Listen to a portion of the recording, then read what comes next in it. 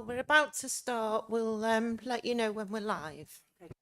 Okay, well, just before we start, Jane, can you hear Councillor me? Cheryl, we are now live. Oh, okay. Lovely.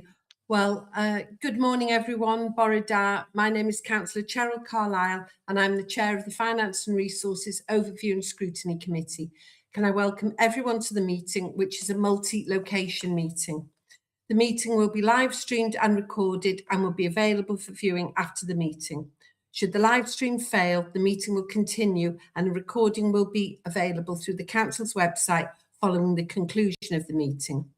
Can I remind members that translation facilities are available? If you want to make use of this facility, please select the English language option on the microphone delegate unit if you're in the Council chamber, and for those attending remotely by clicking on the audio settings tab and selecting English. For those wishing to speak in the chamber, please indicate by raising your hand and turn on your microphone when it's your turn to speak. In order for those online to be able to hear the translation at all times, for those remote attendees wishing to speak, please use the yellow hand function. When I call your name to speak, please press the push to speak button. If you have a point of order, just press the push to speak button. Committee members will be allowed to have their say first, and the relevant cabinet members will be brought in as and when appropriate, with non-committee members then being given the opportunity to speak. In order to maintain your place in the speaker queue, when asking a question, please leave your microphone on until you've received a response and asked any supplementary questions. It would be helpful if members could ask all their questions in one go. Whilst I do not wish to stifle debate, can I remind members that any questions should be focused on the subject matter and to avoid repetition. For those attending remotely, please note that those in the chamber will be unable to use the chat facility. Remote attendees, if you do need to leave the meeting temporarily, please pop a message in the chat function. I expect everyone present and participating in this meeting to conduct themselves appropriately and be respectful to each other. That applies to members, officers and members of the public or press attending. Thank you. And just to explain, I'm currently chairing this remotely for the first time in my FROSC history. As you know, I always make it to the chamber, but in my role as a carer, a meeting has come up this morning that a member of my family's been waiting for some 18 months. So I've had to seize the opportunity for that. So at some point during this morning's meeting, I'll be handing over to my Vice Chair, Councillor Chris Hughes in the chamber, and he'll be continuing with the meeting. So please bear with me because it's not as easy to chair remotely, as I'm sure most of you know.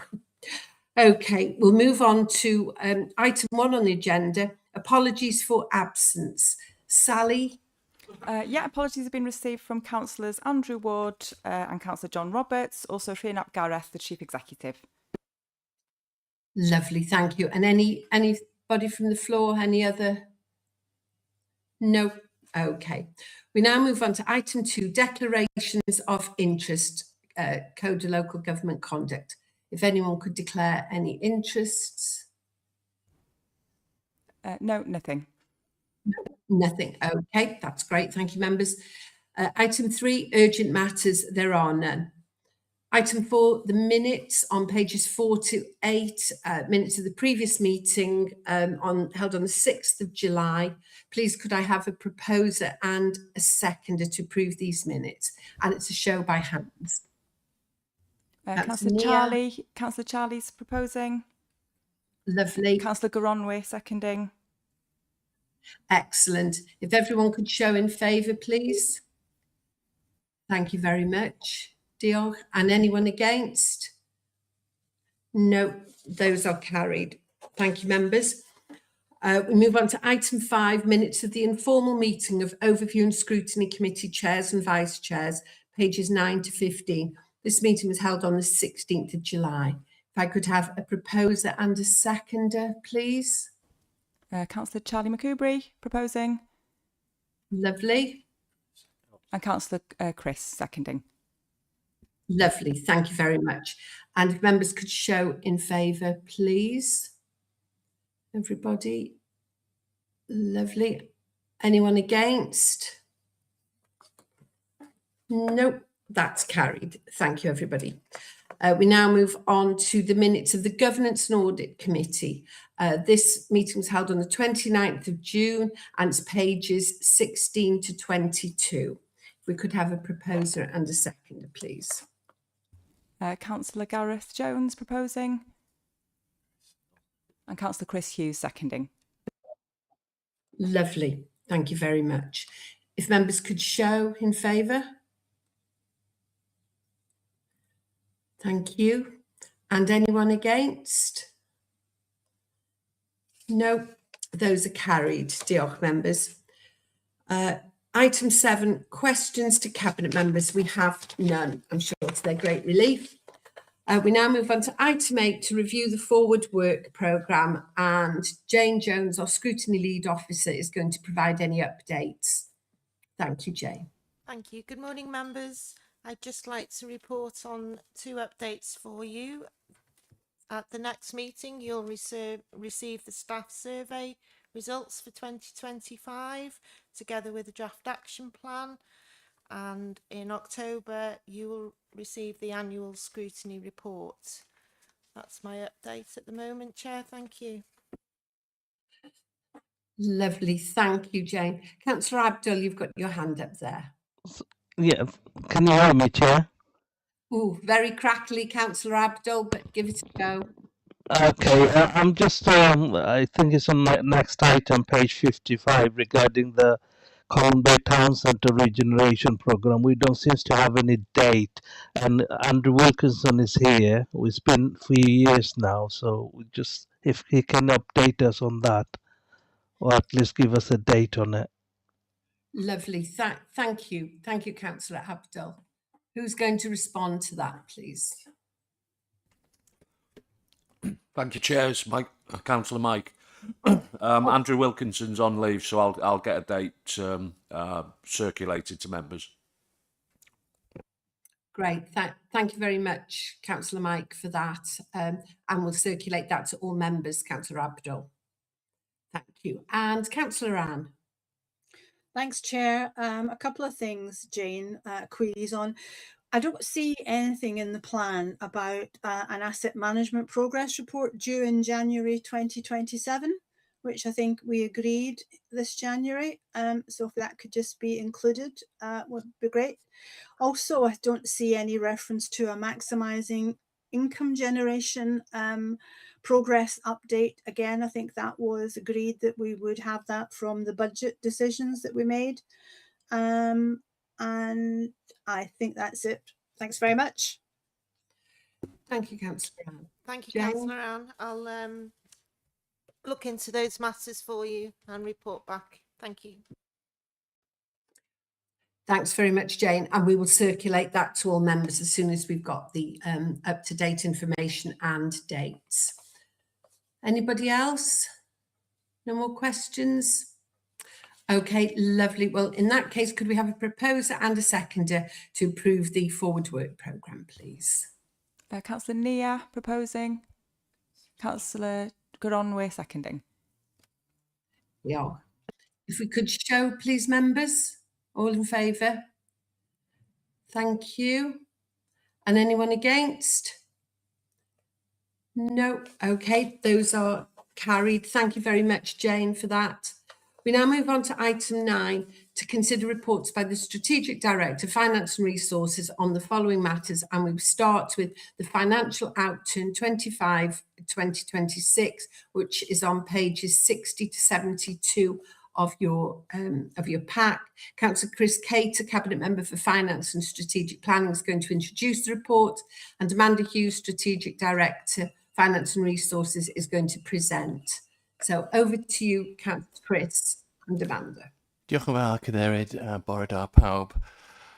Yes, so this report compares the actual 25-26 financial outturn with both the original budget estimate and the Q3 forecast, which was standing at an overspend of 1.582 million when the figures last came to the committee chair, and these went to Cabinet as well.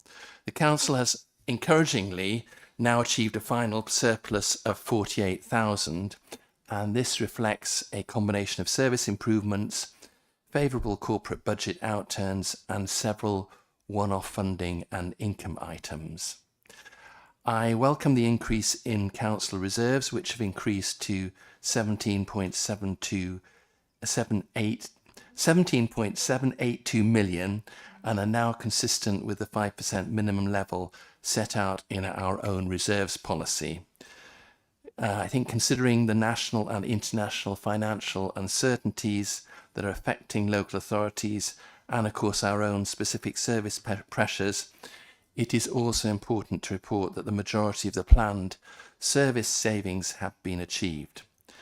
I'd have to say I commend the strong focus and effort that all our teams have put into this achievement. Underlying demand pressures remain though, and moving forwards, our concentration on priority services and meaningful transformation will continue to be crucial. Thank you, Chair. Thank you, Councillor Chris. And we'll hand over to Amanda now to present her report. Diolch, Amanda. Thank you very much, Cadw. Bore da pawb. So this essentially concludes the 25-26 financial year. So it obviously commenced when members set the balanced budget back in March 20 or end of February or beginning of March, can't quite remember, 2025, and you've received regular monitoring reports throughout the year about that position. Reflecting from that third quarter position to the final, as Councillor Chris has already outlined, it was positive that what a forecast overspend at quarter three of 1.5 million has in fact essentially come back to a break-even position, and that's obviously very positive. And I obviously once again thank my colleagues and budget holders for making sure and working to budget as best they can, and we have equally benefited from some windfall income as well as other income throughout the year. But just before I go into sort of some of that detail, just to confirm and clarify the overall position in terms of how we draw our accounts together. So as well as obviously reporting to you from a management accounting point of view, we obviously have to prepare a statement of accounts which is subject to external audit in accordance with legislation, and we have done that and submitted the draft financial statements to Audit Wales by the 30th of June, which was the deadline set by Welsh Government. Considerable effort has to go into the preparing of the accounts alongside continuing day-to-day activity, and it's credit to the finance team and particularly actually the estates team. The valuers are heavily involved in the preparation of the accounts to get those deadlines met. So the audit is currently underway, and that will continue through the summer with a view that the accounts will hopefully be signed off by the end of September, again the statutory deadline. The accounts have been prepared in accordance with the local government accounting code of practice, and within that I've as the Chief Financial Officer obviously made appropriate accounting entries for various things, including the use of reserves, etc. And I'll talk a little bit about some of that.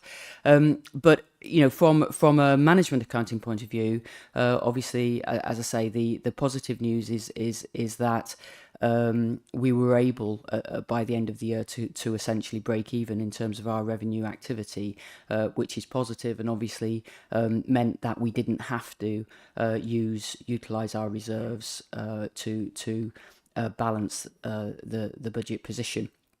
I've set out in table 1 the key movements between the third quarter position and the final outturn position, and essentially that reflects some improvements in forecast budgets across certain services, and also other changes and some windfall income that we had in relation to some activities. So that sets out some of the detail, and obviously happy to discuss any of that if you want to. I think it's also worth noting as well, members obviously are very keen to understand the position across the school sector, and again, you know, credit to all of our schools that they demonstrated financial resilience, continued to demonstrate financial resilience during the year, and actually in managing their financial position, they were able to not draw on reserves as had been anticipated earlier in the year. I think I'd been reporting earlier in the year in the budget processes set by schools, there'd been an anticipated use of over 3 million of their reserves. In actual fact, as an overall cohort, that wasn't used, and in fact reserves have increased by 76,000 across the school cohort, recognising obviously though that the individual position of individual schools will differ, but that's the global overall position. However, when we're talking about schools, we also need to recognise and we know that a number of our schools have loan arrangements agreed with us, so an essentially an internal loan agreement where we're supporting the school to get back to a balanced budget position over a number of years.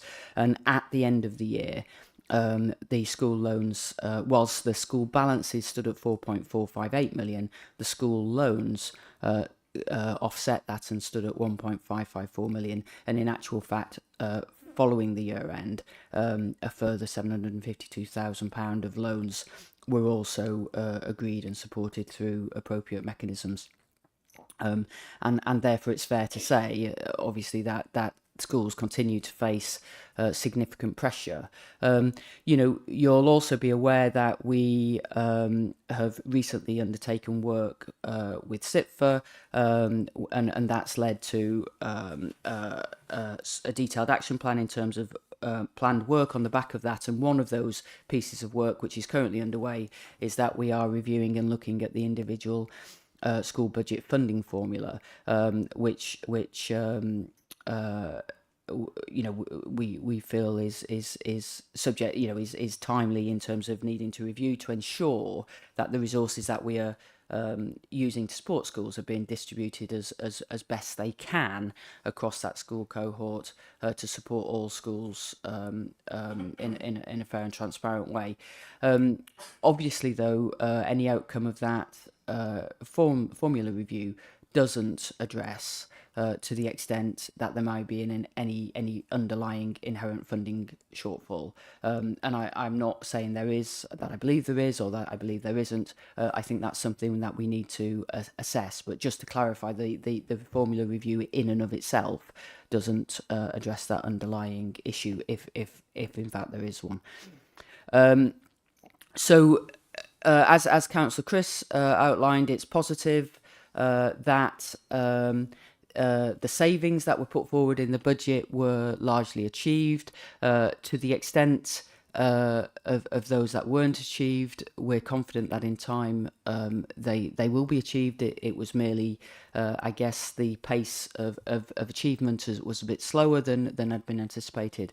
And that's why there was the in-year shortfall, but confident of the future. But in overall terms, again, positive and a credit to services that the savings that they put forward were largely achieved, and that's, you know, in the current financial climate, I think that's noteworthy. Moving on then to our reserve position, I've appended in Appendix 3 the detailed reserves. I've focused specifically in relation to our revenue reserves, but you'll also see at the very bottom of Appendix 3, which is on page 72, that I have also set out the capital reserves in total. So of our 72.5 million total reserves, it is roughly split 50-50 in the sense of 35.7 million of that relates to capital reserves, and obviously that they are earmarked therefore for capital activity, and the remaining 36.851 relates to revenue reserves.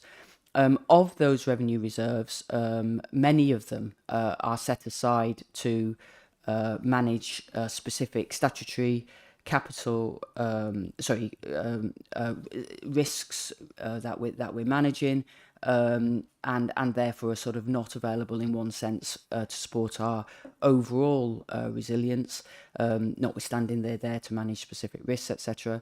I've set out in table 3 those of our reserves that provide broader financial resilience to our revenue position, and there are 3 reserves in particular: budget recovery reserve, pay pressures reserve, and the digital transformation reserve, and also general balances. So the total of those 3 reserves plus general balances, which essentially are those that can support our underlying resilience, equal 17.78 million, which equates to 5.2% of our net revenue budget requirement, and as it says there, is the first time actually that we now creep over that 5% level, which is consistent with our own reserves policy, but is also I guess the sector expectation really of the minimum level of reserves that one would hold to support that general resilience.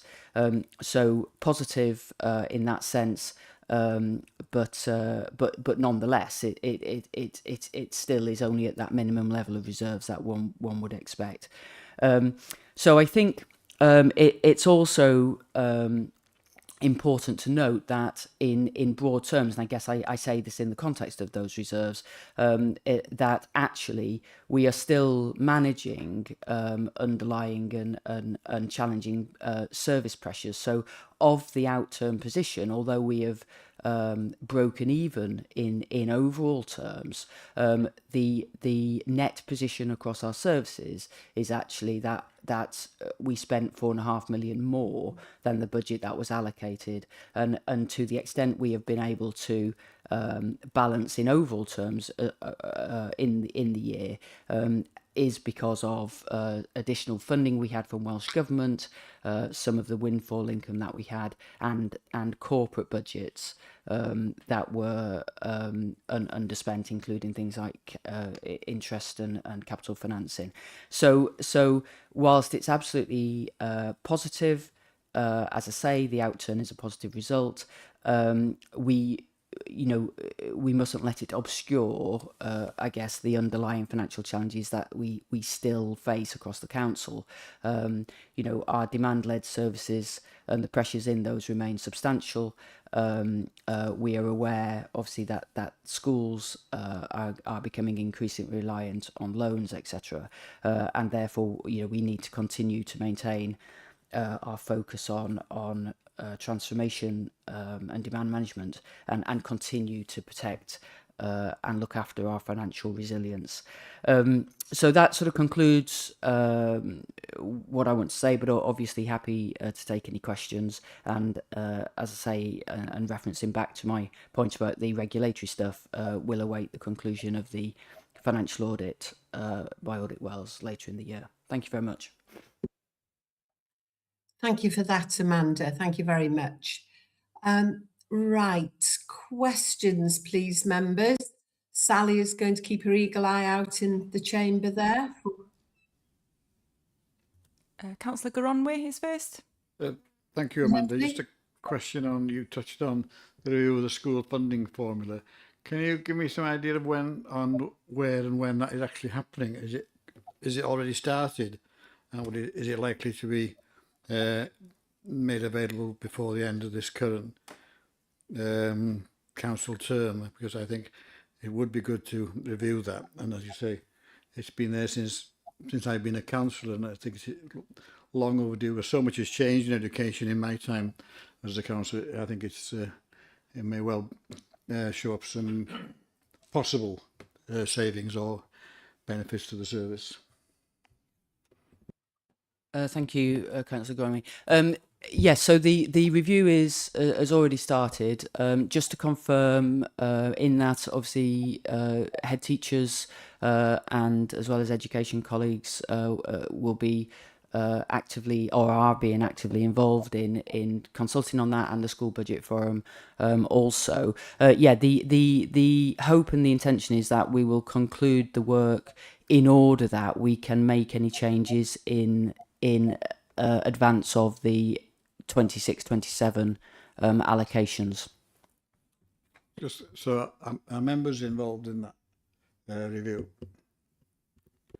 Well, obviously there's members on the school budget forum, but in it the decision lies with through the school budget forum. That's the agreed process. But obviously we can update members in terms of the outcomes in relation to it. Right. Thank you, Amanda. Thank you for that, Amanda. And will that be coming to FROSC as well as education and skills, please, Amanda? I haven't given consideration to the route of it at the moment. I guess I would suggest it should just go to one or the other. I don't think it would be appropriate to duplicate the same report through two different committees.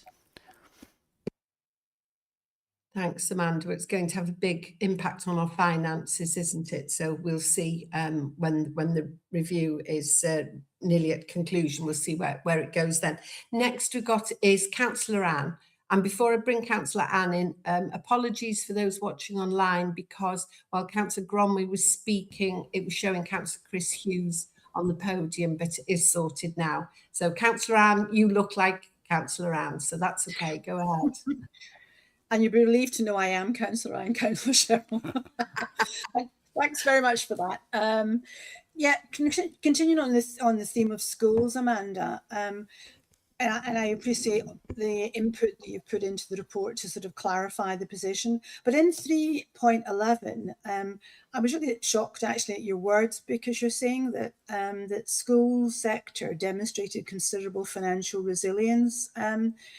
And given that obviously I think it's 22 out of 61 schools have had to take out loans to actually survive balanced budgets and transition, it doesn't seem to me to meet the definition of financially resilient. 36% of schools have had to take out loans.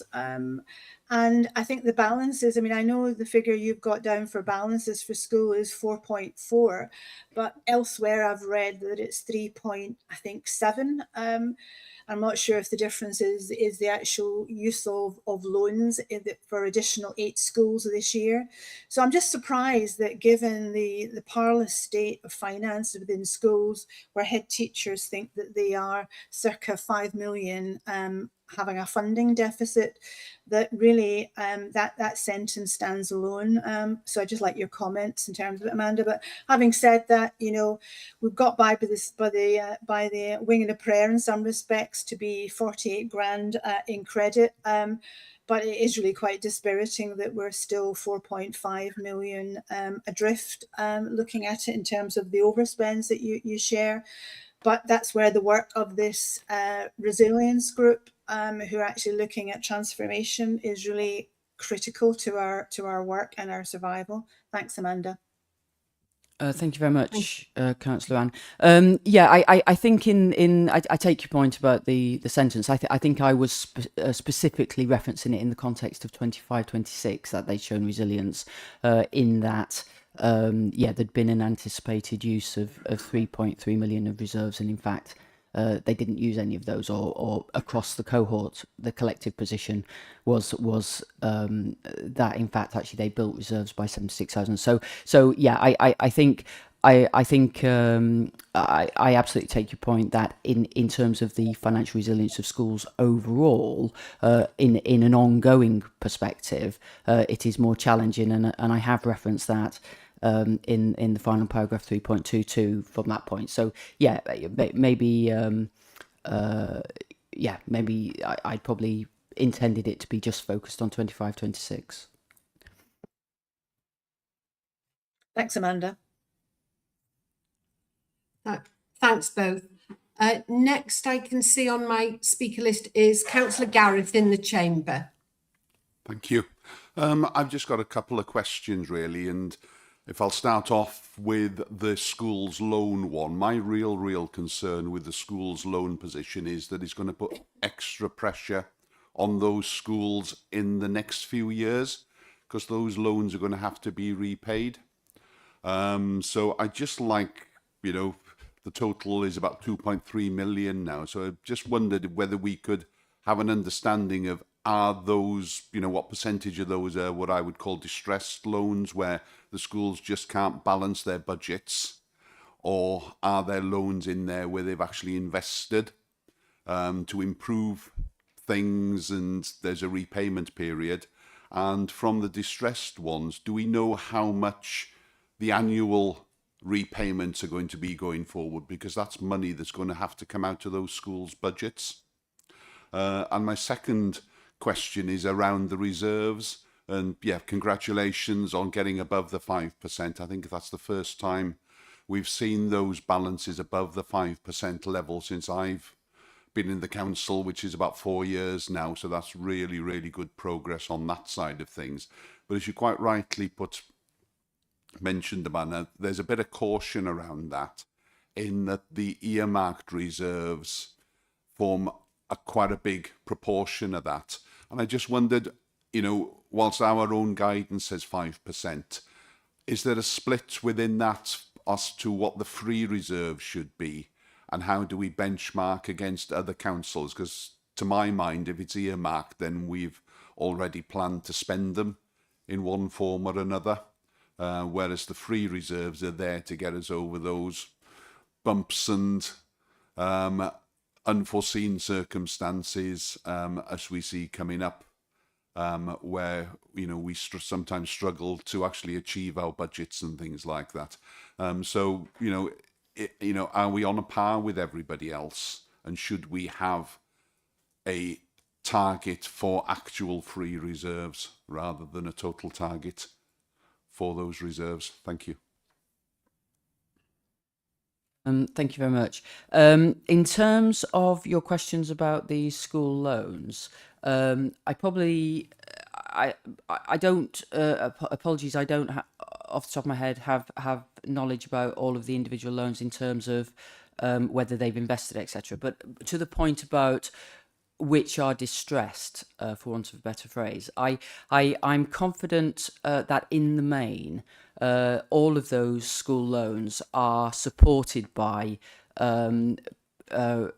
recovery plans, effectively. So there is an agreed repayment program, which is essentially being funded from structural change or otherwise that might be being made. I think it's only quite a small proportion of those loans where perhaps they're in the category that you describe as distress. So in other words, where perhaps the recovery plan is a little bit less certain. And we continue to work with those schools. So there's no denying it will remain challenging for those schools, because clearly there are structural changes that they may well have agreed to that have got to be actioned and come through, and those repayments got to be made. And obviously we also don't know to what extent there are other things coming down the line that might then obviously as well impact and challenge them in terms of those repayments. So apologies, my answer's comparatively broad, but in the main I'm confident that there are detailed recovery plans in relation to those. In terms of the reserves, I guess free reserves, so as you say, unallocated, although I've noted there in table 3, I've actually clubbed 4 reserves together, essentially being our general reserves plus the other 3 earmarked reserves to effectively, that's what I'm saying are what you would what you use in your vernacular, free reserves. So we don't have, although the budget reserve, the pay pressure reserve, digital transformation reserve are sat as earmarked reserves, there are no there are no agreed plans of activity against those. So in other words, they are the free reserves. In terms of and that 5%, I think, as I say, that's I don't know the level of the detail across the whole of Wales in terms of the level of reserves that they have. I think most people would be working at that 5% as the target for their general balances, their free reserves. Where others sit in terms of the levels that they have, I'm not explicitly cited on today. But and whilst if we were to go back 3 or 4 years, we absolutely categorically had the lowest level of reserves in Wales. I don't think that is the case anymore. I think through the approach that members have been taking in supporting our budget decisions to not further erode the reserves and to try in actual fact to build reserves through short-term savings such as the capital financing, etc. I think we have built ourselves into a little bit of a better position. Nonetheless, I think we will still be in the bottom half and the bottom quarter in reality of the table across Wales, because some local authorities have very substantial reserves from their historic positions, and we're not as blessed in that. In terms of our earmarked reserves, you know, I think the ones that are sat across services are there to support spending plans, and actually that was one of the things I didn't actually explicitly say when I presented. One of the recommendations is obviously for members to confirm those use and reasons why earmarked reserves are sat there. But we do then have in our corporate reserves other reserves which are earmarked for potential risk and or specific challenges that we know we have. Time will tell on some of those whether they actually explicitly come to fruition, and some of that can be released back or not, in fact, might be needed. So I think it's a bit of a mix, but yeah, I guess whether we seek to build another category of reserves, you know, it's certainly something we could think of, but or consider, but I think, as I say, that 5% in terms of that general balance marker is the sector standard. Thank you, Amanda. And as you say, it's a damn sight better than it was a few years ago. So, well, excellent. Thank you. Thank you both. Next on my list is Councillor Chris Hughes in the Chamber. Thanks, Chair. Bearing in mind that overall the department's overspent the last year's budget by 4.5 million, how much of that money is one-off funding and how much is sustainable that we would be carrying forward into the next financial year? Thank you, Councillor Gus. I think I'm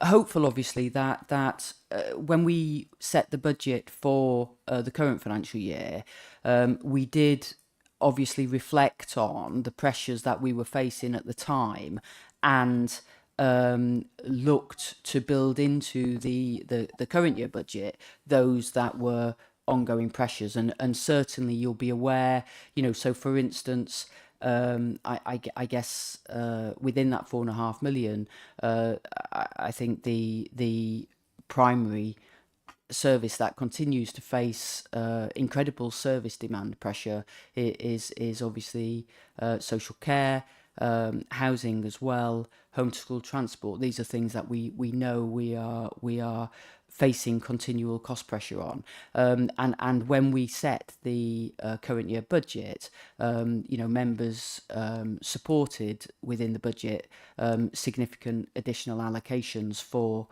those services, and certainly you know, the intention and hope is that they are therefore being met now in the current year. So I'm confident that the structural element of that was built into the current year budget.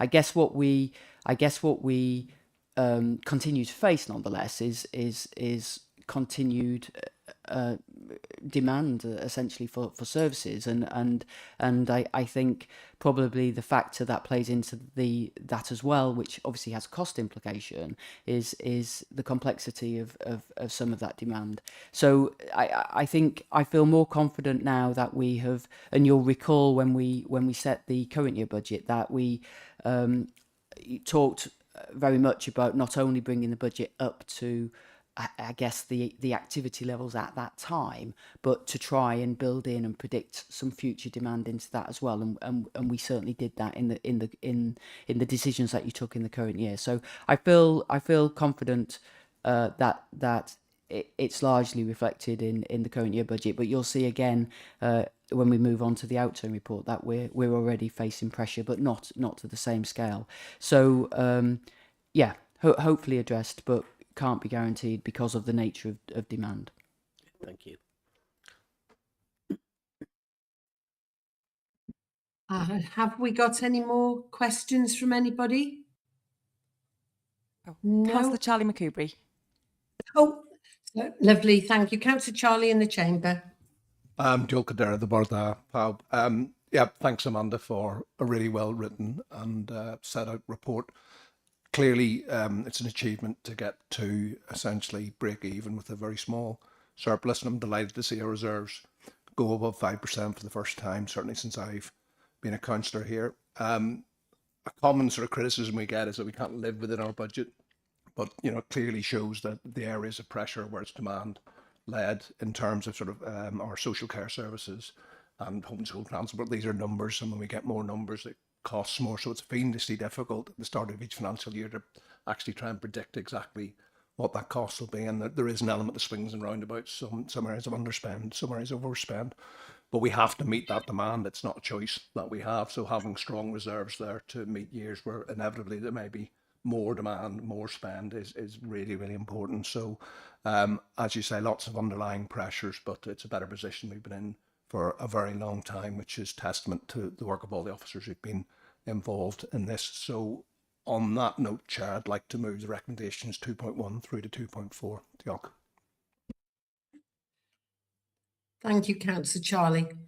So we've had a proposer. Have we a seconder for the recommendations, which are on page 61? Councillor Nia? Yeah. Lovely. Diolch, Nia. Okay, can we open the vote then, please?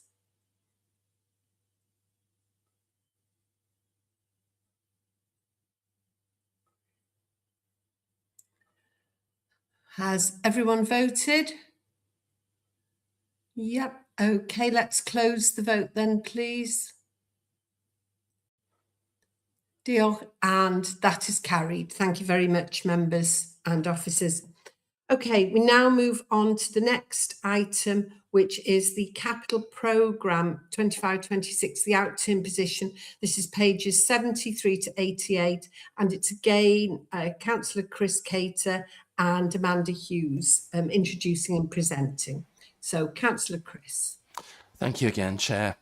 So the committee has in front of it this morning the actual capital outturn position for 25-26 and confirms the capital budget of 58.282 million to be carried forward and added to the 26-27 capital programme.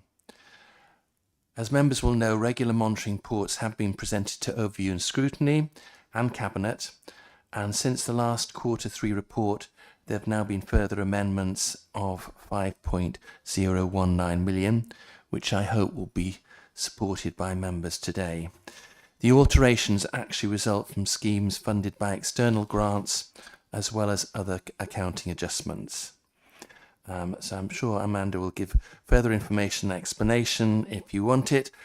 And I think the variation table with the accompanying notes identifies the changes clearly anyway. Thank you, Chair. Thank you, Councillor Chris. Amanda? Thank you, Chair. Yeah, so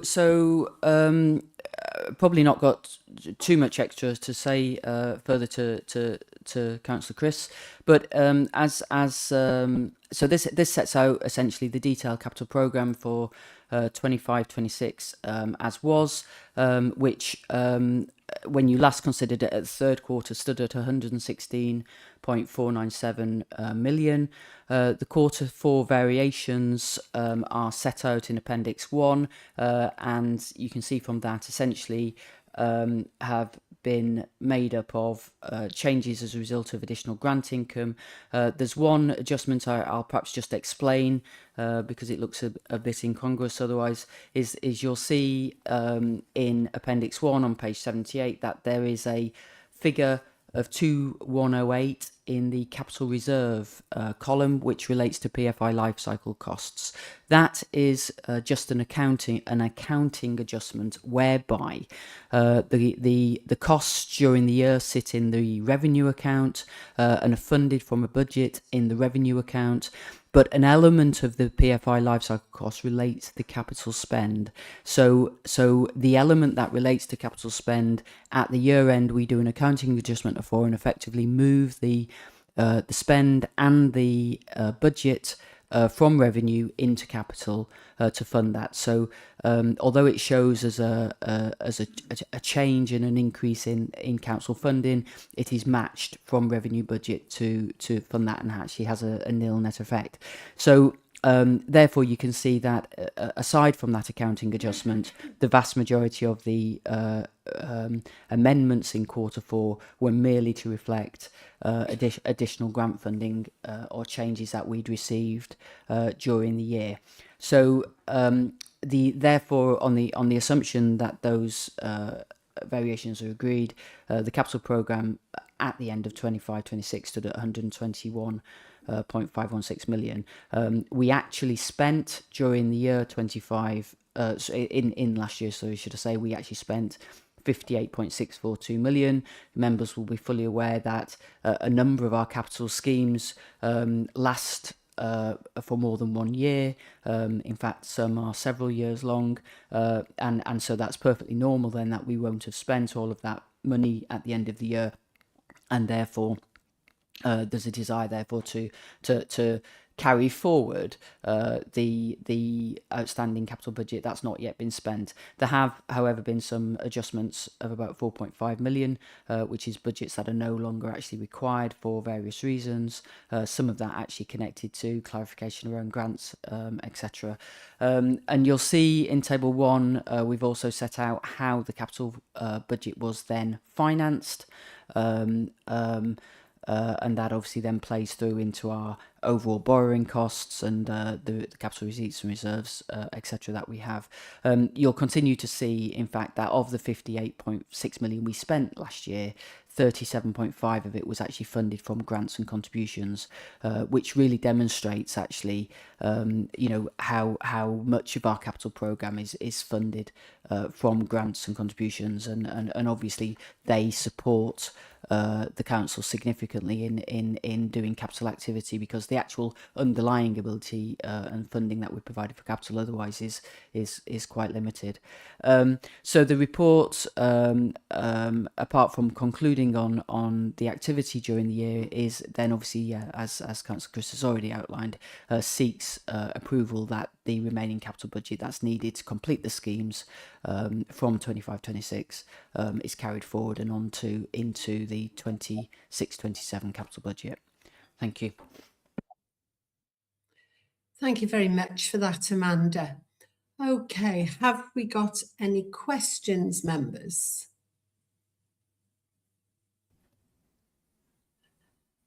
Any hands up? Councillor Gronwy Edwards.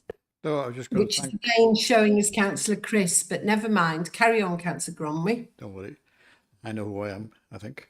Thanks, Amanda, for that update on that and running through it. So I would happily move the recommendation to 2.1, 2.2 and 2.3 and 2.4. Dear Councillor Gronwy. Have we got any more speakers? No. Have we, in that case, got a seconder? Yeah, Councillor Chris Hughes is seconding. Is seconding. Okay. That's great. So if we could open the vote then, please, that would be really helpful.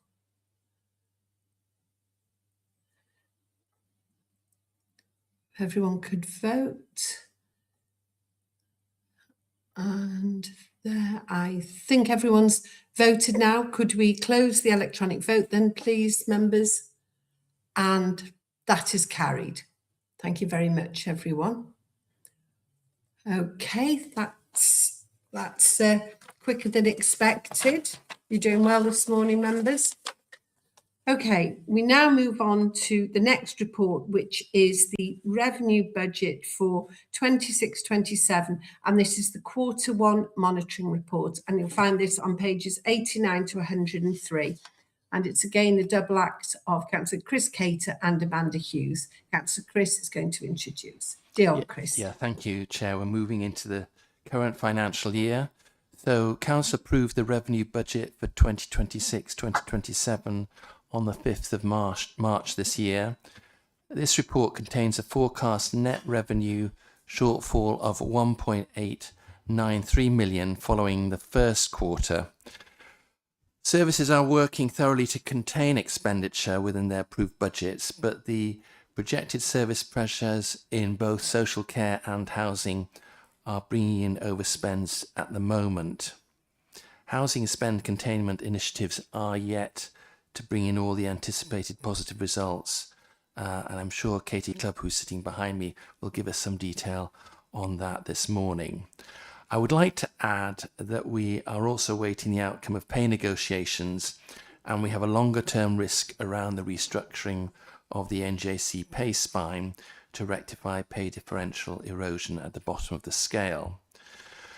So members will be fully aware that as we work our way towards formulating a balanced budget for 27-28, the consideration of statutory service requirements, our deliverability, financial risk, and our corporate plan priorities will require tough decisions if council tax rises are to be kept to a minimum when we next set a budget. So with that, I'll hand back to you, Chair. Thank you. Dear Councillor Chris, thank you for that. Okay, have we got questions, members? Who's the first? Councillor Gareth Jones and then Councillor Anne McCaffrey. Oh, thank you. I just like a bit of an understanding or an explanation as to whether some of the pressures that we're actually seeing on the social services side of things, is that anyway tied into what's happening at Betsy? Are they pushing stuff onto us that they would normally pick up? Are we finding more pressure because obviously they're under pressure to get people out of the hospitals for quite understandable reasons, but then when they actually come home, then they, you know, are we saying that they need more support at home? And I suppose that ties into, you know, are we on top of what Betsy owe us at the moment, and are we getting a fair share of that health budget? And are we able to, you know, are we able to bill them for more for some of these pressures? And my second comment is just, yeah, I think Councillor Chris Cater knocked the nail on the head when he said that these pressures actually have a real effect on council tax, because just looking at alone, you know, we're looking probably in council tax proportions, it's, you know, it's 1.8 onto the council tax straight away with these overspends. So it's really, really important that we understand why they're happening and how we can actually get on top of them. Thank you. Thank you very much, Councillor Gareth. I'll defer to my colleagues who obviously know much more detail than I do in a second. But just to reflect one point, I do think in relation to and I have referenced it in paragraph 3.3 that I think we have been prudent in preparing this Q1 forecast in relation to income and our expectations of income, and I think some of that will reflect in terms of the income that we would be due from Betsy Cadwallader as well, because I think sometimes there's that balance between whether we account for the income and reflect the income in the outturn position at the point we have had it factually confirmed that there's an agreed contribution, or do we do it at the point, well, we think hopefully we'll get it. And I think at this stage we've probably erred on the prudent side and only done it at the with the known cases, whilst knowing that we have others that we are still in discussions and negotiating about. So I am hopeful anyway in relation to the forecast that actually it will be an improving position as we go through the year because we've been prudent at this stage. But in terms of the more specific detail, I'll hand over to Kat, if I may.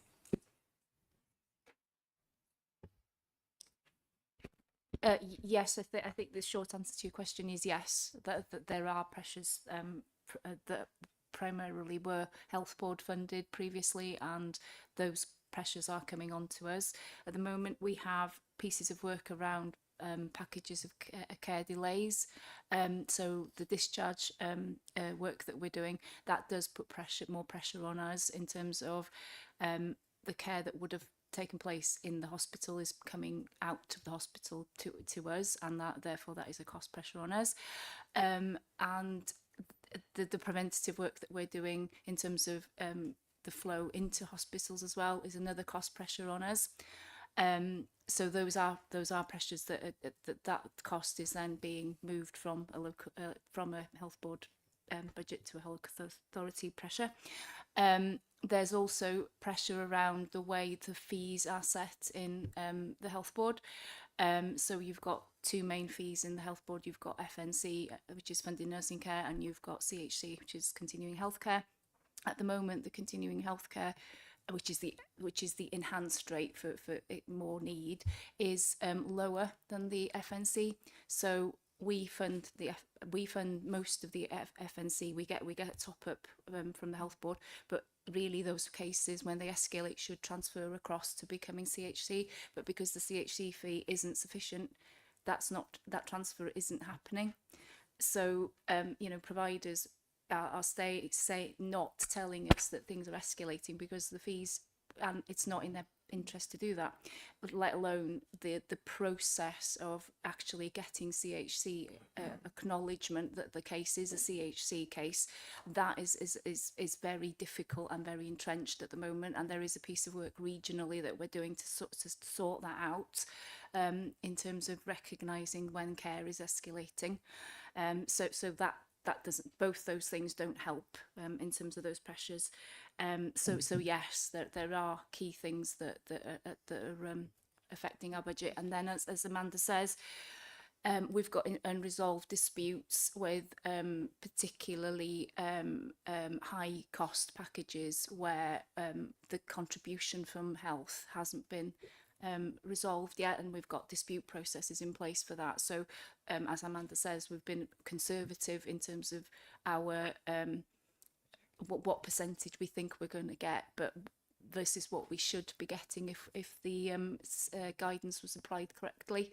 So yeah, we've been conservative in that respect as well. So there are those sorts of things going on in the budget, in terms of our relationship with the health board at the moment. Yeah, really appreciate that. It's a really difficult and massive pressure, and we have to actually step in and fulfill our obligations. But unless the health board and health, that budget trickles through and comes through to us, the reality is our council taxpayers will end up picking up the bill for it, or other services will have to be cut to actually pay for it. So it's interesting to understand the pressures and what's actually driving them, and what the consequences are ultimately. Thank you.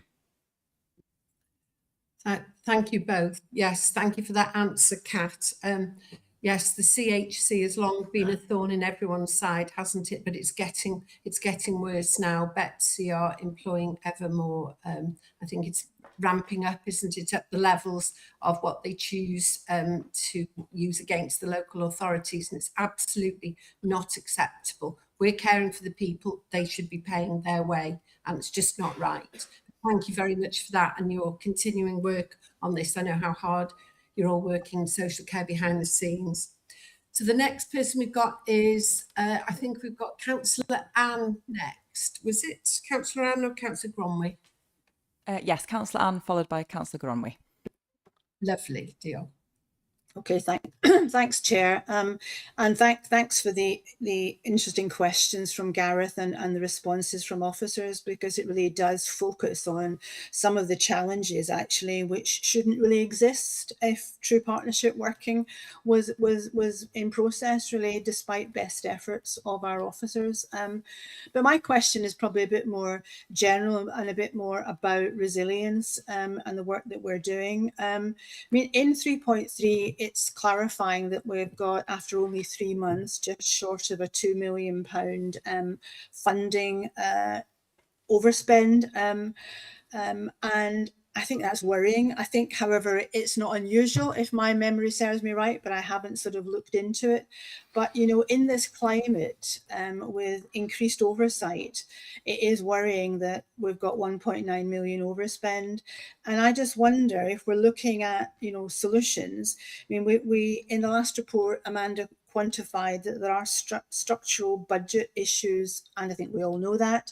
And obviously there was 4.5 million overspend for the year annualized, which gives a bit of an additional context. So my question is, what assurance can officers give that in actual fact we're tackling those structural budget issues, and obviously the fact that there is overspends there to be addressed?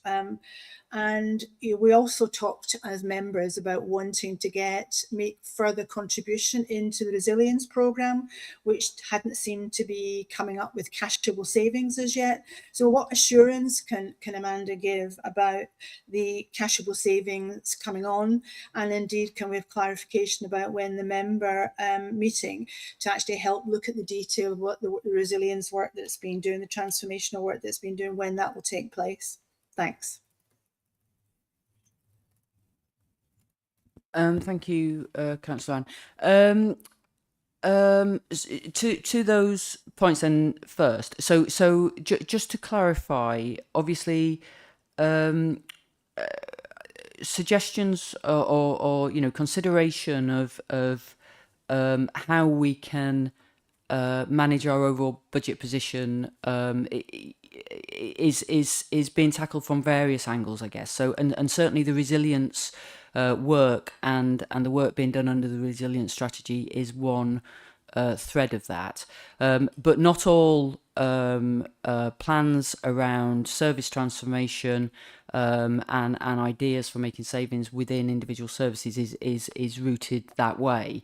And you know, so the normal, for want of a better phrase, the normal activity that we undertake around member involvement in considering and looking at the suggestions and ideas coming from services will continue as normal, and in fact, you know, those budget working groups are planned and in the diaries for later in the year. So all in the context then of where we are in terms of meeting and planning for next year's budget, all services are working you know, currently in terms of developing and thinking about ways in which we can do things differently, or ultimately, you know, what might be options, albeit them unpalatable, about what we may not do anymore, subject to our overall pressures. So and then separately, as I say, albeit linked, is work through the resilience strategy. And I guess that has more, although there are specific things in there, specific service activities within the resilience board and resilience work, it also is looking, I guess, at more cross-cutting activity and ways of working. So you know, for argument, looking at the use of technology, or looking at customer and how we might refocus that.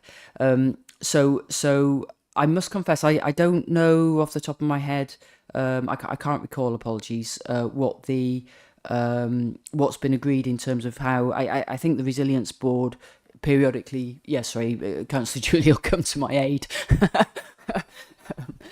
Sorry, go on.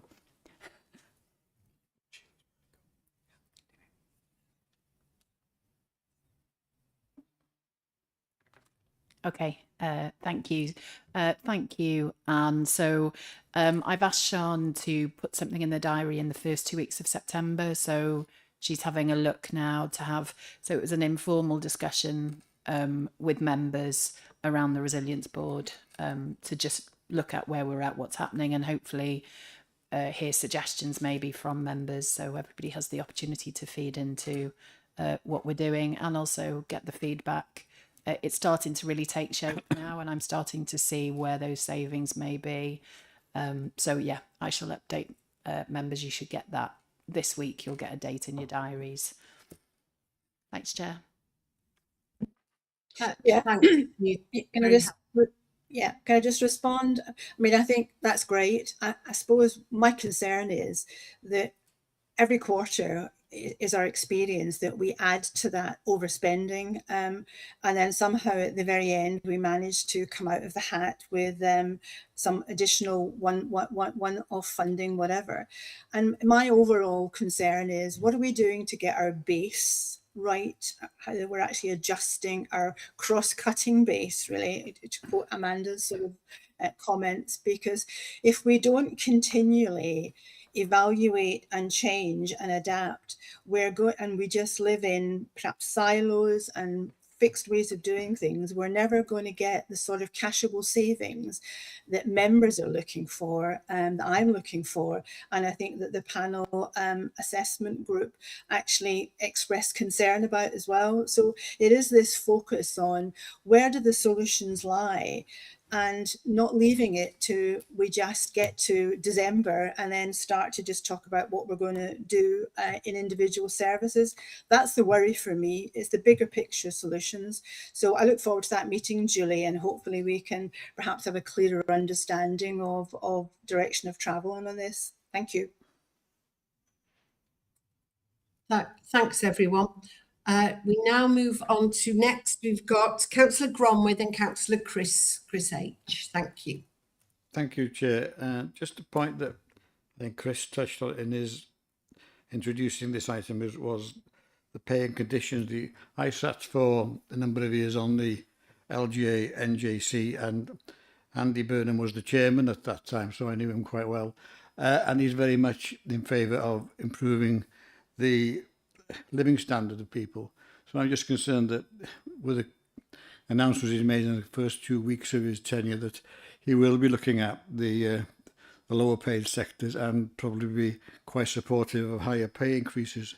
So I am concerned that we will inevitably face higher pay increases or requests.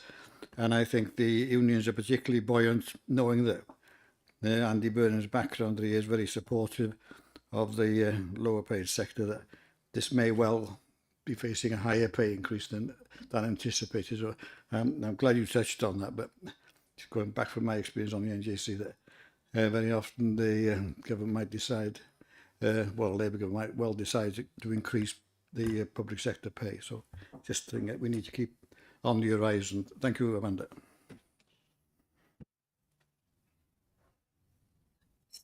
Thank you, Councillor Gronwydd. Do you need to respond to that, Amanda? Question, okay. Just a concern I have that we may well face additional pay pressures. Okay, deal, Councillor Gronwydd. Now, Councillor Chris in the chamber. Thanks, Chair. Again, coming back to a similar question I had before, how much of the overspend in social services is demand-led? Obviously, we can't impact demand-led, because if people turn up requiring a service, they need the service. But how much is demand-led and how much, again, is structural? And on the housing issue, we have a £350,000 deficit there. I wonder whether we now have a revised timeline for bringing that back into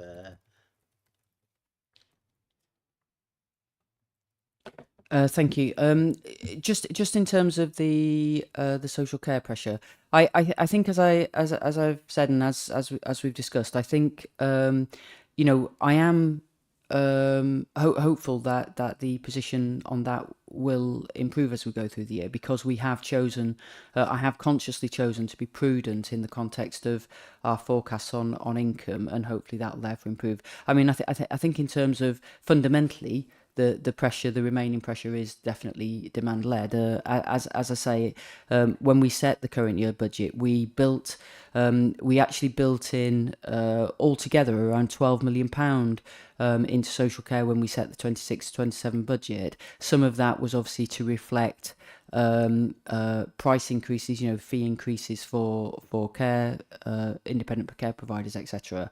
And the rest of that, obviously there was money as well, demand for children's services of around 5. And then about 7 in broad terms went into adults, and of that it was split probably about 3 million for the fees and about 4 million for demand, and that demand at that point was seeking both to catch up the demand to where it was, but also to forecast demand into the current year. And I think in the main, I feel confident that we have largely done that forecast reasonably well, but inevitably, as has already been outlined by somebody, you know, it's very difficult to predict with absolute accuracy, and we continue to work very closely.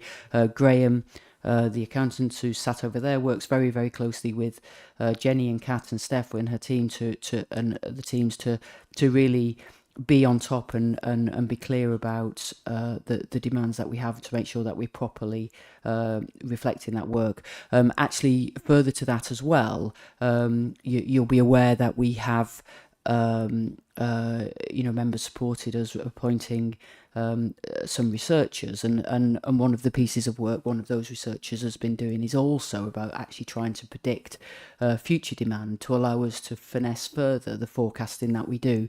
But obviously it always anyway will only ever be a forecast, and actual may well differ. So but we continue to try and be as on top of that as we possibly can, but and I'm sure and as Kat has already referenced as well, we are getting pressures, I guess, which aren't necessarily demand as it was from, actually our vulnerable residents who we're supporting, but pressures because actually maybe costs are falling on us when in fact they might have fell elsewhere before, or perhaps there was a preparedness to take up a bigger share of the cost elsewhere before, and that's becoming harder as everybody is trying to manage their budget position. So I think I've gone on for quite a long time to essentially say I think it's demand led predominantly, but as I say, we'll continue to monitor that very closely.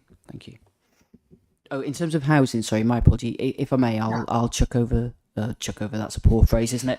Apologies for that strange wording. I'll pass over to Katie. Happy to have it chucked over.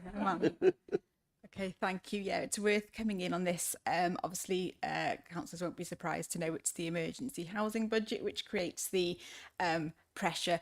But I think some context on this is really important, because this is an area where we set out plans to transform, and those plans are delivering results, and it is the pace and the ambition of the budgets that were set which is creating language like pressures and overspends which make people believe this might be growing costs, not reducing. So if I just get some context behind that, obviously we've talked a lot this morning about demand-led budget. This is very much a demand-led budget, and part of the issue last year was around a demand pressure in Q2, which was unexpected.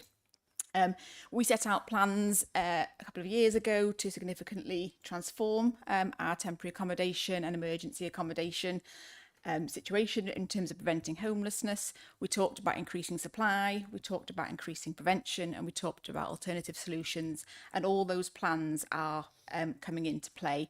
The outcome at the end of Q1 this year, we've seen a 30% drop in the number of households in emergency accommodation.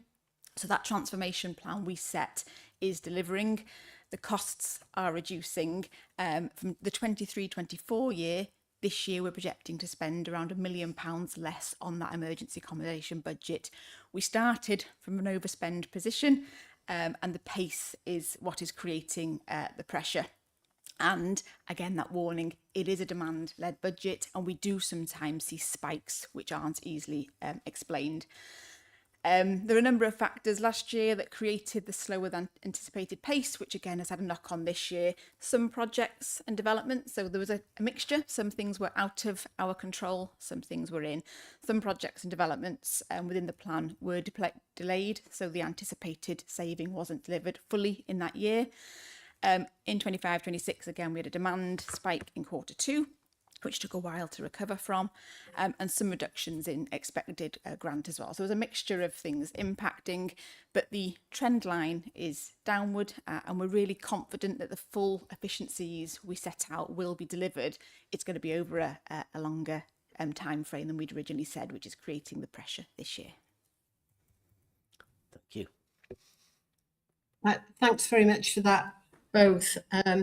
And Amanda, yes, the demand-led in social care, of course, is the likes of Buth and Adol and projects like that are working so well. That's helping with that, isn't it? And just a quick question myself from Katie: are the RSLs helping as you'd be expecting with the housing demand? Are we getting lots of support from our RSLs, please, Katie? Thank you. Yeah, as you know, not being non-stock holding, the RSLs play a really big part for us.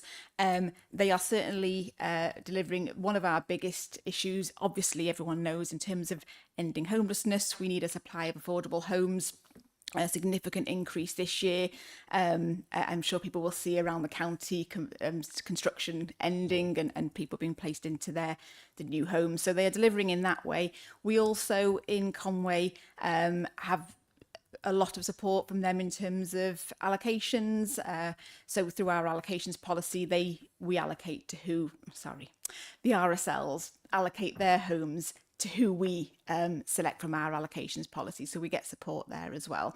And they've stepped up where there's grant available. So we know we have TACP for acquisition of empty homes. And we've never had any issue in spending that funding, which is allocated to us, which again, we rely on the RSLs to deliver.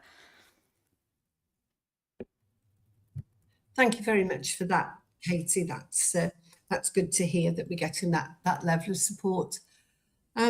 I can't see any more speakers. Sally, are we okay?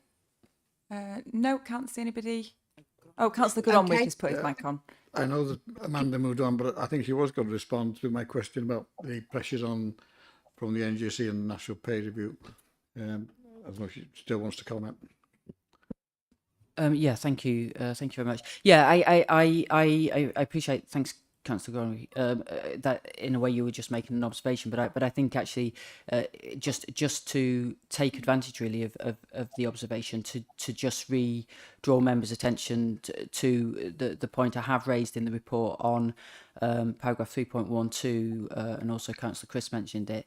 I do think this is a real concern for us because essentially what's been happening over the last few years, and obviously totally understand from a moral point of view, if you want to call it that, why obviously there's a desire to increase low pay, and obviously in the UK as a whole, there have been big inroads, for want of a better phrase, in reducing low pay over the last few years, and in fact the national living wage has been rising, has consistently risen above the rate of inflation for pretty much the whole of the time since the national living wage has been in, and certainly it has in the last few years risen well above the rate of inflation, and what that has meant therefore is that the headroom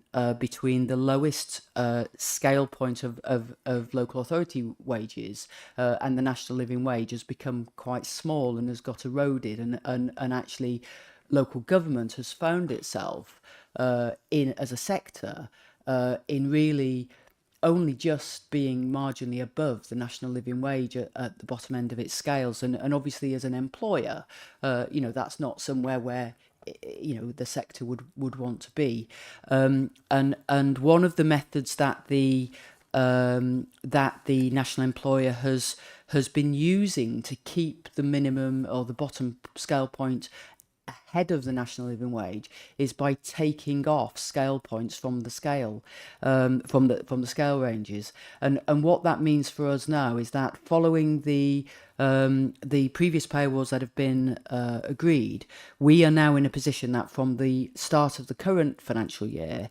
our lowest grade, GO1, only now has one scale point within it. So in other words, it's a fixed salary point. There is no incremental progression for that in that role. Now, whilst that's not necessarily a preferential place to be, it is a place that nonetheless, you know, we can be.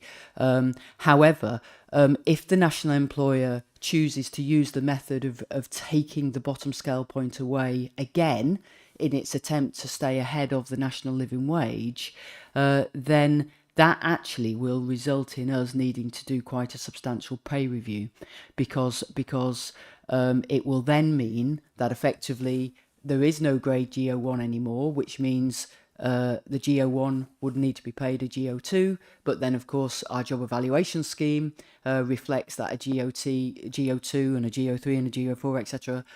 Attract points through job evaluation warranting a higher pay level, and essentially what it means is there'll be a ripple effect up through the grades, which probably wouldn't completely finish even sort of comfortably from a mathematical point of view up until about grade 5 or grade 6. And bear in mind the vast majority of our staff sit within the grades 1 to 6.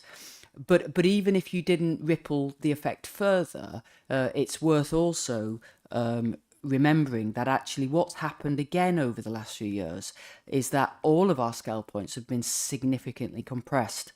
And I've set out in paragraph 3.15 there what's actually happened. So effectively, during the last 10 years, the national living wage has increased by 76.5%. The lowest scale point in our scales has increased by 68%. So you can see, therefore, that that's where the narrowing of the lowest pay scale compared with the national living wage has happened. But actually, at our higher grade, so at our G12 grade, my apology, that grade over the last decade has only increased by 40.5%. So therefore, in the last decade, the relative difference in the pay a G12 has received compared to a G1 has been massively compressed. And that, therefore, is obviously playing into our ability to retain and recruit staff, et cetera, et cetera. So, you know, there are several risks that are being caused here. There's a very big financial risk, which is that if that scale point is taken off the bottom, we will need a pay review, which will increase the pay of a significant proportion of our staff, and that will need funding. But there's also then the wider problem that our scales generally are being compressed. So actually there's not a lot of difference increasingly by being promoted up through the grades, and that is playing in potentially to people's decisions around whether they want to seek promotion, as well as more wider and general recruitment and retention issues. So whilst I appreciate I touched on it in the report, I thought it was useful while Councillor Gorman gave me the opportunity to perhaps stress that a little bit more detail. Thank you. Thanks, Amanda, and thank you for the question observation, Councillor Gronwy. Well, if I have no more questions, could we have a proposer and a seconder for this report, please? Councillor Charlie McCoubrey is proposing and Councillor Emily Owen seconding. Lovely, thank you. If we could open the vote then, please.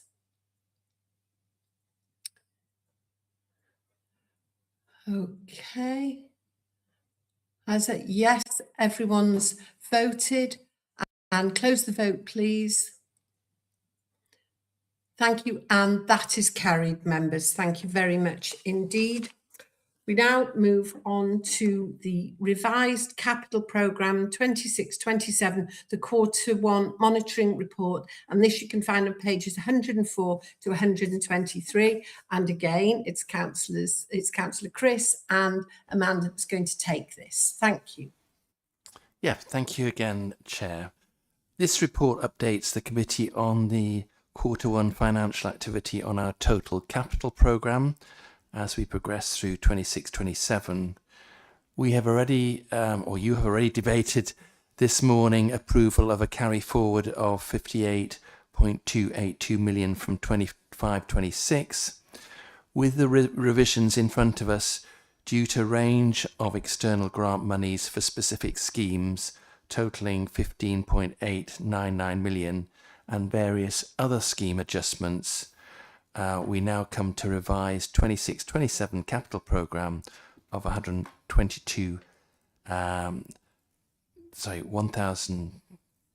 what's the figure? 122,241 million. Have I got that right? There is a specific request seeking approval for the use of 121,000 of the Fit Conway carbon reduction budget for LED across sites in Abergele and Colwyn Bay. That's in front of members this morning.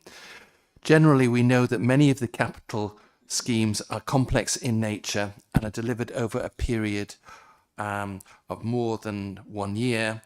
So I welcome the useful new appendix which has been provided for us, which gives us a progress update on capital projects over £1 million. Again, thanks go to the finance team for collating all this information, and that's been done of course in accordance with the business planning framework and capital governance framework. So I hand over back to you, Chair and Amanda. Thanks.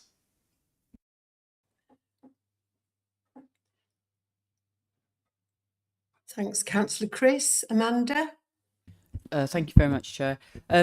So perhaps just to focus in on the additional recommendation to do with the Fit Conway carbon reduction capital budget. So the other stuff hopefully is self-explanatory and follows the normal course of information that you've provided that you're provided and you used to seeing, which is to amend the additions in the first quarter, which have come largely from grant, and obviously it brings forward into here as well the carry forwards that hopefully will be approved in terms of the previous report that you've already considered. But just to reference explicitly the 121,000 request here for Fit Conway. So essentially this budget is already available. So in that context, it isn't a request for new money. It is a budget that's already sat within the capital programme. But the reason explicitly that it's asking for recognition of the environment is because when members considered the business case that set aside that money for carbon reduction match funding, it was at the time based on decarbonisation projects and submissions that had been submitted in relation to some of our leisure facilities. Because of the approvals that we then subsequently had for those external grants, there is actually money unallocated within that budget as it stands, and so this is a request to use 121,000 for effectively for the same purposes, so for the purpose of carbon reduction, but to install LED lighting across sites in both Colwyn Bay and Abergele, and that will result in reduced energy consumption and financial savings of around £25,000 per year.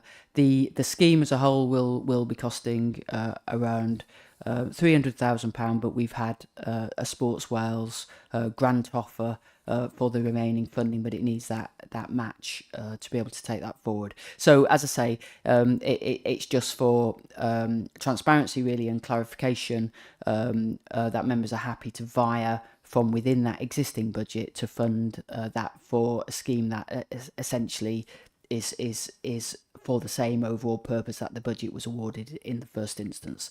And then the only other thing to just note is that as at 30th of June, of this total programme, around 10 million has actually been spent. And then to recognise, as Councillor Chris has said, that we've introduced a new appendix which we plan to provide on an ongoing basis, which is to provide a bit of narrative really around the progress on capital projects which have a budget of more than £1 million. So I hope members will find that useful going forward. Thank you. Thanks very much for that, Amanda. And have we got any speakers? Councillor Gareth is the Sorry, first. it's me again. Just wanted to get a better understanding about the Fit Conwy spend. In that the overall spend, we're looking at a payback over 12 years. On our contribution, we're looking at a payback over 5 years, which seems quite a long period for that investment in LED lighting. So my question is that, if we were to spend 121,000 anywhere in the council, is that the best value for money we can get?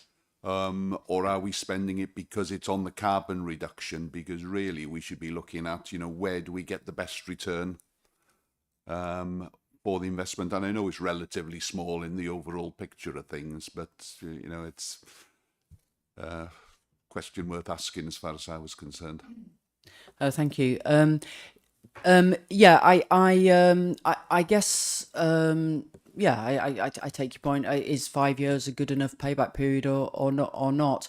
I mean, I suppose what I would also observe is that, whilst obviously this does generate financial savings, there's also net carbon benefits, as it were, and the priorities around that are being driven by the carbon board that exists, and they're supportive of this project. Whether you could say, well, actually don't do this and actually we'll have the 121,000 back to do something else altogether. I guess that question hasn't been considered because the budget has been allocated for carbon reduction, and this project fits within the purposes of the budget and the allocation that's been given. So I guess that wider question hasn't been asked. It's a fair question to ask. I'm not aware of anything explicitly where if we redirected 120,000 we could get a better payback. Off the top of my head. That's fair enough. I suppose my point is maybe it is a question that we should be asking ourselves, because in our financial position, can we, yes, it's all very well and very right to look at carbon reductions, but, is that our top priority as a local authority, or could we spend the money more effectively somewhere else? Thank you. So thanks for that. Next, we've got Councillor Chris and then Councillor Abdul. Diolch, Chair. Thank you. Looking at the total spend, what are the ongoing revenue costs that will arise from these capital spend, and have they been accounted into this year's budget? Well, I off the top of my head, I don't know of the whole capital programme. I don't know what the revenue implications of that are in a total quantum. Obviously, when members consider the capital budget and we approve schemes into the capital budget, the revenue implications of that are considered and built in. I think in the main. So I guess in broad. Perhaps I haven't explained myself properly. I'm talking about the 16 million that we're adding into the budget that wouldn't have gone through the capital budget earlier in the year, and there isn't a great deal of detail in the report about that. They're just one line issues. So I'm just looking at what revenue implications there are. Have they been accounted for in the budget? And thank you. It's an absolutely valid point, Councillor Chris, and I think one which we need to be very alert to when accepting capital grants, because as you say, it's all very well that we get the capital grant, but if there's then an ongoing revenue implication or a future maintenance implication, then we need to make sure that we have considered those. So I think a number of the grants that have been brought in are following confirmation of grants which we usually get, such as the education buildings maintenance grants, etc., which I guess in the main actually are supporting and helping us with that future maintenance cost. Other grants, I don't have the detail to. I'm assuming that services, when they are accepting these grants, are properly considering the implications of them and making sure that they're happy in accepting that they're not creating an additional burden for the council. Thank you. And I'm guessing in the same way, my other question was going to be, when we see the capital budget at the during the budget allocation process, we get all the business cases. We're able to go through all of those cases to understand exactly what's where and to prioritise them. These obviously just come forward and generally not been part of that original business case. So I'm just concerned that we don't get to see that detail and understand what those business cases are actually delivering. Yeah, I mean, I suppose the time that you get to see them is when we're adding them into the capital programme, as you say. It's a valid point, Councillor Chris, and one we can go away consider about how we. I guess ultimately, services, will be applying for grants in order to support our council priorities and objectives, and one would assume that they're only pursuing grants that do that. So in that sense, I'm confident. But yeah, as to sort of the detail of how we consider you considering those or members considering those ahead of those applications, we'll have to think about that. But obviously, as such, this is how the council has done this for its custom and practice. Thanks for that, Amanda. I had a chat with Councillor Chris Cater, and we are looking at all that sort of thing to make it more transparent for members. So I'm sure Councillor Chris will have some ideas on that going forward. Are you happy, Councillor Chris H? Yeah, it is what it is. We can't get that information at this late stage, so fine. Thanks, Chris. Next, we've got Councillor Abdul and Councillor Gromway. Councillor Abdul, I hope we can hear you okay. Can you hear me? Just about. Can you hear me now? Abdul, sorry, do you mind Okay. taking your headset off? I think it might improve things. Can you hear me now?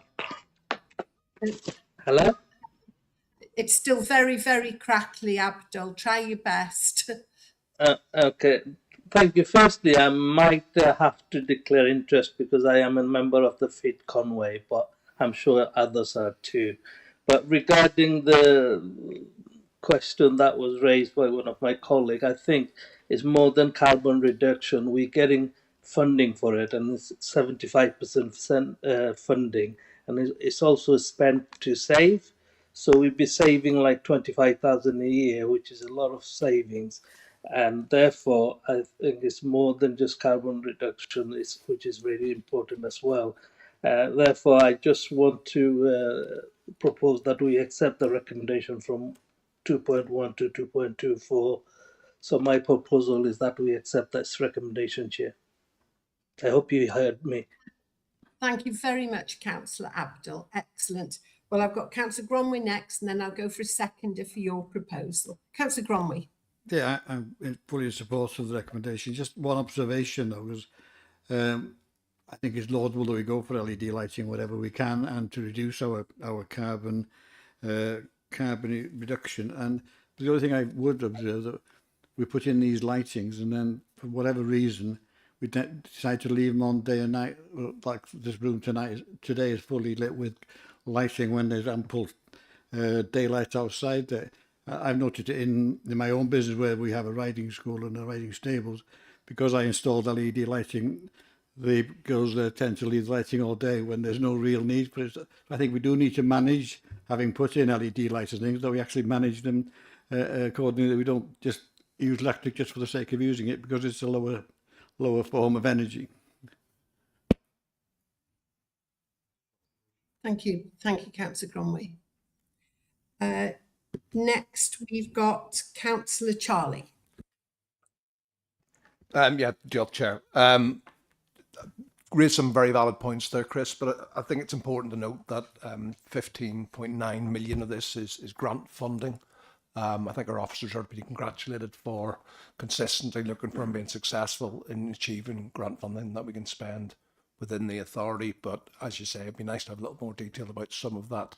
And I totally agree in terms of that return for what we're spending in the LED at 25k a year. It's over 20% return on that capital investment, and obviously that will be a legacy for a long time. So on that basis, I'm more than happy to second Abdul's proposal, Chair. Excellent. Thank you, Councillor Charlie. Well, I can't see any more. My screen does not say we have any more speakers. So we've had a proposer and we've had a seconder. So if we could open the vote, please.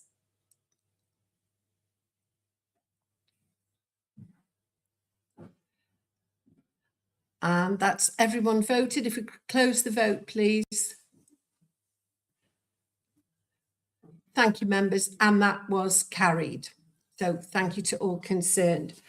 We now move on to our final report, which is the in-year business case, transitions, raising attainment and choices, the track report, pages 124 to 148.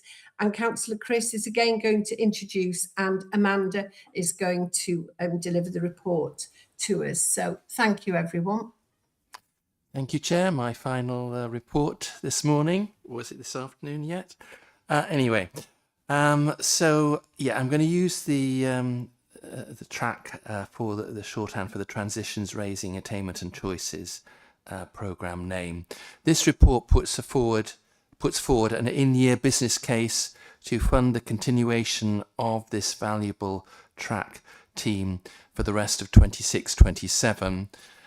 This is an exceptional circumstance as the UK SPF grant funding has finished and the scheme, which is for under 16 vulnerable learners, is unfortunately not eligible for the new local growth fund, which replaces the UK SPF. I leave officers to elaborate on the value of the scheme, but any of us who are school governors will recognise the effective early intervention and tailored support it gives young people, and will know how strong relationships with schools, families and partner agencies have been developed to achieve this. It ticks many boxes, Chair, and has a proven success. Also, its cost is relatively modest compared to the potential consequences if it ends, which would be increased demand on social care, youth justice, mental health support schemes, and homelessness, which would all result to some extent. However, and I'm a Finance Cabinet member, members must be aware that there are no unallocated funds in the 26-27 budget, which we passed back in March this year. The 163,000 needed will have to be funded from the Council's general balances. Looking forward to 26-27, officers will have to seek alternative sustainable funding sources, which will hopefully come from new grant sources rather than service budget reconfiguration or putting in a business case for 26-27. So a business case for 26-27 would have to be considered against other priority business cases. And this morning, Chair, we've already seen the serious budgetary pressures we face as we work forward to setting that legal balanced 26-27 budget. So I hand back to you, Chair. Thank you. Thank you, Councillor Chris. And before I bring Amanda in to go over it, I see Councillor Aaron is there as a Cabinet Member for Education. I will bring him in after Amanda's done her report. And yes, I agree with you, Chris. Those of us that are governors know very much the value of this excellent scheme and how it works with our most vulnerable. So thanks for that. And Amanda, then Councillor Aaron as a Cabinet Member. Thank you very much, Chair. So obviously the value of the track programme, as already recognised by those of you that have spoken, but also the detail. There's detail about that in the report and also in the attached business case, and also in a further appendix which talks about some of the outcomes, etc. So in that context, I'll focus perhaps just on the budget process side of it for members. So I guess I just wanted to flag that history really around why we're now facing and considering this exceptional business case in year. Obviously, as officers and portfolio holders, members that were aware of track funding, the funding that we were using for track, which was the shared prosperity funding, that was coming to an end at the end of March, and we were obviously aware of that through the budget process. But a couple of things happened around the year end. One, there was an extension to the timescales for the UK Shared Prosperity Fund to the 30th of September, and also we were aware of the new Local Growth Fund, which was essentially the replacement, for want of a better word, of Shared Prosperity. And at those stages around the year end, there was a lack of clarity, both by UK government and through Welsh government, of the exact terms and conditions of the LGF fund. But from all of the discussions that we had been partaking in, both at an officer and at a political level, we were confident that track would continue to qualify for that local growth fund, and therefore we didn't include it as a pressure in the budget for that very reason, because we were confident that funding would be forthcoming. However, unfortunately, as we got into the early part of this financial year and the detailed guidance came out in relation to LGF, it became clear actually that the LGF funding would only support post-16 skills and employability, and therefore the track scheme, which obviously works with pre-16, very valuable work does with pre-16, was no longer eligible, and therefore we felt that it was therefore important to bring this in-year business case on an exceptional basis.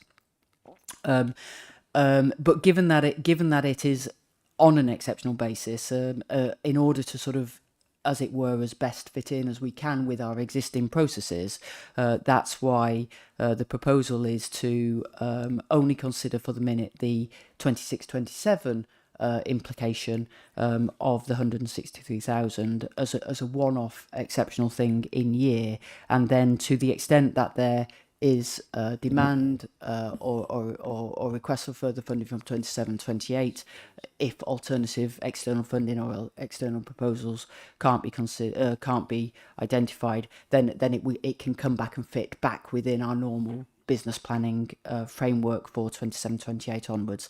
So, as I say, at this point then, because, as you know, there are no unallocated funds within the budget, the support, if supported, the business case would be funded by general balances in the current year, and that's for 163,000. So I hope that just sort of explains the reason why it's coming to you as an in-year exceptional business case, and I guess I want to stress the importance of that, because clearly we have otherwise a business planning framework which considers all of our business cases relatively against each other in accordance with priorities, and allows members to decide to decide on those, when you're considering all priorities alongside each other. And in that context, it isn't a marker, as it were, for a flurry of new in-year business cases to become the norm. We will continue with our existing business planning processes. But as I said, I just wanted to explain the reason why it was here. It wasn't a lack of thought. It wasn't a lack of planning. It was a considered judgment, which turned out not to be the case. And that's why it's in front of you today. Happy to take any questions, and obviously if you want any detail about the detail of the successes of track, then I'm sure again there are other colleagues that can answer that better than I can. Thank you. Yeah, thank you very much, Amanda. I'll now hand over to my Vice Chair, Councillor Chris Hughes, and I think we've got Councillor Aaron as a Cabinet Member queuing. So diolch, members. Thank you, Cheryl. Diolch. So the next speaker we have is Councillor Aaron Wyn, Cabinet Member. Diolch, Cynghorydd Chris, a bore da pawb. Ia, dwi jyst isio ychwanegu'n sydyn os gai. Dwi wrth gwrs yn gefnogol iawn i barhad rhaglen trac, a dwi'n cydnabod y gwahaniaeth mawr mae rhaglen yn gael ar brofiad addysgol plant a phobl ifanc ar draws y sir. Mae'r rhaglen yn cynnig cymorth cynnar ac ymarferol sy'n cael ei delwra i anghenion unigol pobl ifanc. Gan ei helpu nhw i aros mewn addysg, gwella'u lles a magu hyder yn nhw eu hunan.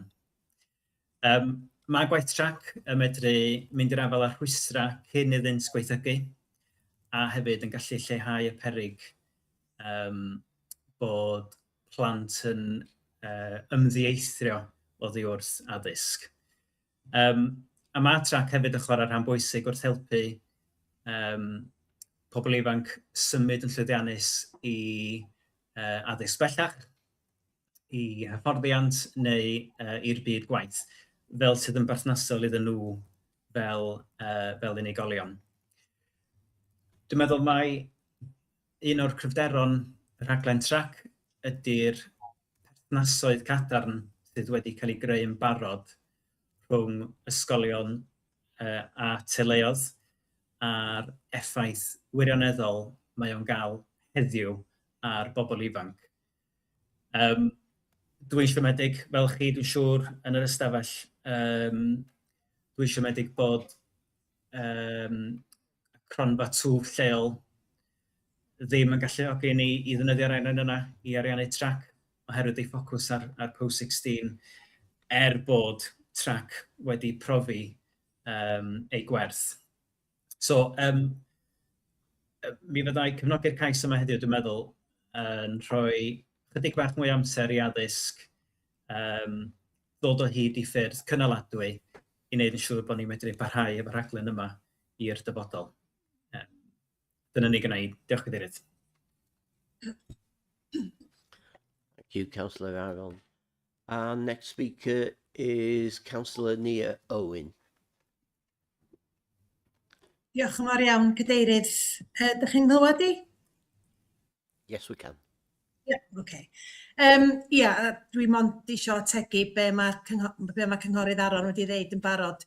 Dwi wedi gweithio hefo swyddogion trac yn ystod fy ngyrfa fel athrawes uwchradd, a mae'r gwaith maen nhw'n wneud efo pobl ifanc sy'n wynebu'r heriau sy'n cael eu rhestru yn yr adroddiad wir yn amrisiadwy. O'm mhrofiad i, mae gan swyddogion trac berthynas gwahanol ac arbennig iawn efo'r dysgwyr o'i gymaru efo athrawon, achos yn amlwg dydyn nhw ddim yn athrawon a dydyn nhw ddim cweit yn cael eu gysylltu fel staff ysgol mewn ffordd. Hefyd, maen nhw yn tynnu llawer iawn o bwysau o ddar staff ysgolion fel penaethiad blwyddyn ag ati, a sy'n galluogi iddyn nhw wedyn gallu ganolbwyntio ar agweddau eraill o'i roliau prysur nhw yn y gwaith. Felly dwi gant y gant yn hapus i gynnig yn bod ni'n derbyn yr gymelliad yma. Diolch yn fawr iawn. Thank you, Nia. Cynghorydd Gareth Jones. Thank you. I'd just like to start to say I don't need any convincing about the benefits of this spend when it comes down to it. The evidence that's been put together in the pack is pretty clear, and from what people have said today, there's definitely benefits for the schools and the pupils. My concern is just in the timing. In the academic year, is there a danger that if we decided not to pass this as a business case, to actually withdraw this part way through the academic year is being completely unfair on parents and children? And also we have to consider the individuals who are delivering this service as well, because my guess is that the majority of that money is actually salaries and people's jobs. So, you know, it kind of makes sense to me that if we're doing it, we should be doing it for an academic year, which doesn't actually fall into our financial years. And if we don't find the money from grants and things, you know, should we look at actually incorporating it within the overall education budget? And as far as redundancies are concerned, again, you know, do we know the costs of those redundancies? Do they increase if we extend this scheme by another 6 months? And when would we start that redundancy process? Because it is a process. And my guess is if we just extend it for 6 months, possibly the people delivering this will be looking for other opportunities and other jobs because of that uncertainty. So, you know, I suppose what I'm saying is we probably need a longer term plan or a clearer idea as to what the plan is, rather than let's do it for 6 months and hope we find some grant funding, because I don't think we can end it in March if we're being fair to pupils and parents. I'm happy to come in on that, Chair. Yeah, okay. Yeah, so obviously having held the portfolio for many years, I understand the importance of track. And in terms of funding, I know that the department are working to look at alternatives, but in the meantime, I'm going to put pressure on, and I know that Aaron is, and I know that officers are, on Welsh Government to look to fund this programme. I mean, we cannot underestimate the added value, especially in the current climate where attendance is a real priority. I just wanted to read a quote from the young person, which I'm sure most of you have read, but I just think this tells you what track is, and this is replicated across all of our schools. So this young person has said, it has helped me with my mental health because before it, I didn't want to come to school, and I was always scared at the thought of going to school. Knowing that track is here every day to support me, it helps me so much. It helps me with my attendance, my schoolwork, and it helps them with their happiness. Having Sam, who's obviously their track worker, has encouraged me to come to school when I was at a low place. If Sam wasn't my track worker and helping and supporting me through the school years, I wouldn't have come back to school at all. I don't walk out of lessons anymore, and when I started on track, my behaviour was really bad, but today I've exited track because I have improved so much, and that's what track adds. And I know you said, Gareth, obviously, you're supportive of this, and I'm sure that everyone is, but I think it's important to understand when we make these decisions, these are the individuals that this is helping. And yeah, it's incredible. So I will do everything I can. I know Aaron is going to do the same, to put pressure on the government to fund this. It's crazy, you know, as Aaron said, the fact that the local growth fund has changed so that it only works with post 16. Well, you're kind of setting yourself up to fail there. It's almost like you want them to become neat to then look after them after they're 16. We need to have the early intervention. We hear this all the time, and that's what this funding does. It stops young people and sets them up for the journey post-education. So, yeah, I will be doing everything I can. I know that education, I've spoken to Lodi about this and to Jenny, that we will be looking at all options. But I think where we are currently, hopefully there will be funding that will be forthcoming. I know Welsh Government have touched on it. So we'll put pressure. But yeah, I appreciate what you're saying in terms of this ends in April, but the education funding has always run this way. So I think we need to look at the opportunities first and then perhaps revisit if there isn't an alternative found. Thanks, Chair.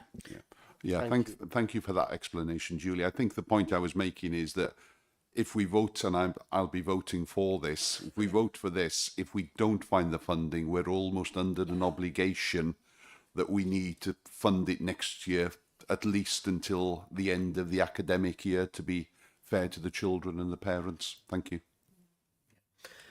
I think this has been such an important part of our educational provision over many years.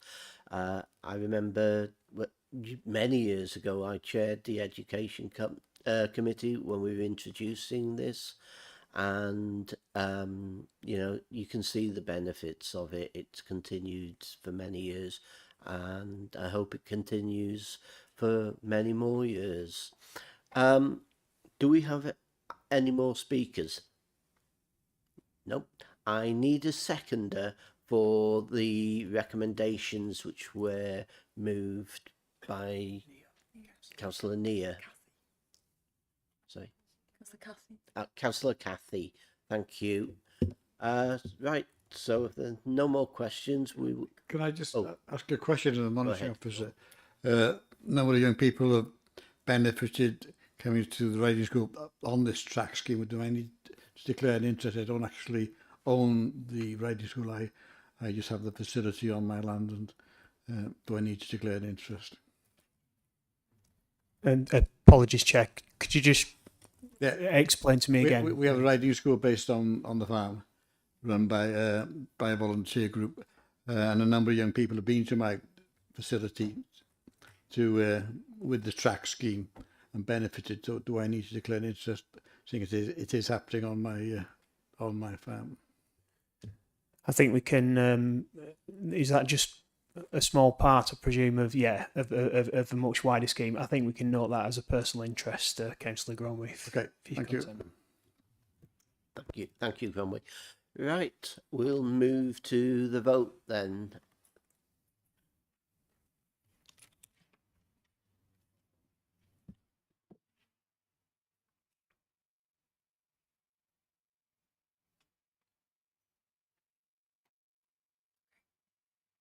Okay, thank you, and that's carried. Thank you.